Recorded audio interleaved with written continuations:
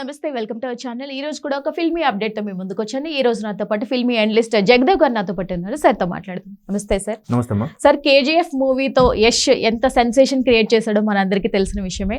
So toxic movie నిర్మాత కష్టాల్లో ఉన్నారు, విడుదల అవుతుందా లేదా అన్నది కూడా వైరల్ అవుతూ ఉంది. అంటే అటవీ శాఖ ఆయన మీద కేసు నమోదు చేసినట్లుగా తెలుస్తుంది. సో వార్తలు వస్తున్నాయి. సో ఇందులో వాస్తవం ఎంత ఉందంటారు? ఇక్కడ ఇంతకుముందు కాంతార కూడా ఇట్లాగే చాప్టర్ 1 కాకుండా ఫస్ట్ కాంతార వచ్చినప్పుడు కూడా ఆయన ఏదైతే రిషబ్ శెట్టికి సంబంధించిన ఒక స్కూలు అనాథాశ్రమం ఏవి ఉన్నాయి, దానికి దగ్గరలో ఒక 10-8 కిలోమీటర్స్ డిస్టెన్స్లో ఒక ఓపెన్ ప్లేస్ చెట్లు ఉండేవాడు. ఆయన కూడా షూట్కి సంబంధించి సెట్ వేసుకోవడానికి కొన్ని చెట్లు కొట్టేశాడు. అప్పుడు కూడా ఆయన మీద ఎలిగేషన్ వచ్చింది. కాకపోతే ఆయన అది కొనుక్కున్నాడు సంథింగ్, ఆయన సొంత ప్లేస్ ఏదో సంథింగ్. సో ఇక్కడ ఏంటంటే ఇది ఇప్పుడు కాదు, టాక్సిక్ స్టార్ట్ అయినప్పటి నుంచి కూడా కొన్ని రకాల ఎలిగేషన్స్ నడుస్తున్నాయి.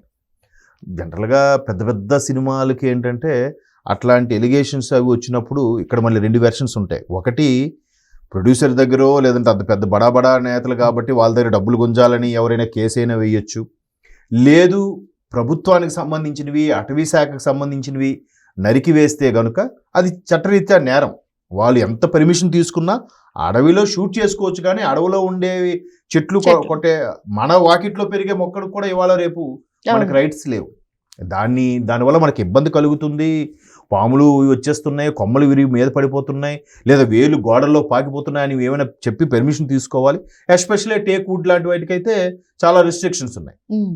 సో అలాంటి సందర్భాల్లో మేబీ వాళ్ళు అడ్డుగా ఉన్నాయని 1-2 తొలగించి ఉండొచ్చు.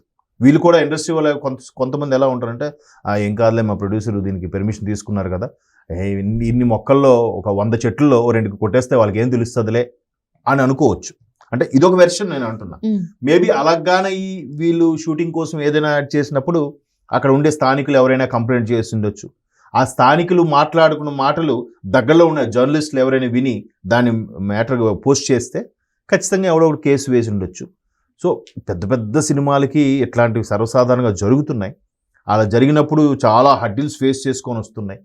సో అది కరెక్ట్ కాదు యాక్చువల్గా. అయితే నిజంగా ఇవాళ రేపు ఒక కనీసం 100 మంది కలిపి ఒక మొక్క కూడా నాటట్లేదు. అలాంటిది ఒక 2 కలిపి ఒక చెట్టును కొట్టేస్తున్నారు కదా. మ్యాక్సిమం డిజిటలైజ్డ్ అయిపోయింది కాబట్టి పేపర్ కోసం కూడా మనం ఎక్కువగా చెట్లను కొట్టట్లేదు. కాకపోతే ఇలాంటివి చేయడం తప్పు. నిజంగా జరిగితే మాత్రం ఖచ్చితంగా పనిష్ చేయాల్సిందే. లేదు వాళ్ళు ఏవైనా కావాలని ఇరికించి వాళ్ళ దగ్గర డబ్బులు గుంజుదామని ఎవరైతే కేసు వేశారో అలాగానైతే అది తప్పు. మనకు తెలియదు పూర్తి స్థాయిలో.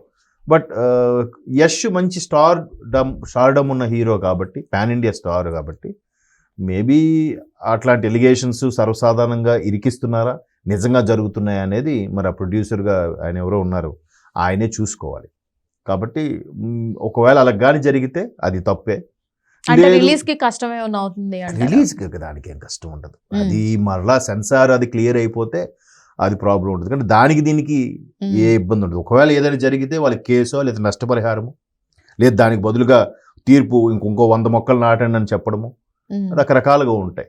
సో అలాంటివి ఏం జరుగుతుంది. కానీ రిలీజ్కి ప్రాబ్లం అయితే ఉండదు. దానికి దీనికి లింక్ పెట్టకపోవచ్చు. మళ్ళీ ఎవడైనా దీనికి ఇలా ఉంది, ఇలాంటి సినిమాకి మీరు ఎలా రిలీజ్ చేస్తారని ఎవడైనా కేసు వేస్తే అప్పుడు ప్రాబ్లం అయితే రావచ్చు. ఏదేమైనా రిలీజ్ ఎప్పుడవుతుందో అనేది వేచి చూడాలి. Thank you sir. థ్యాంక్స్.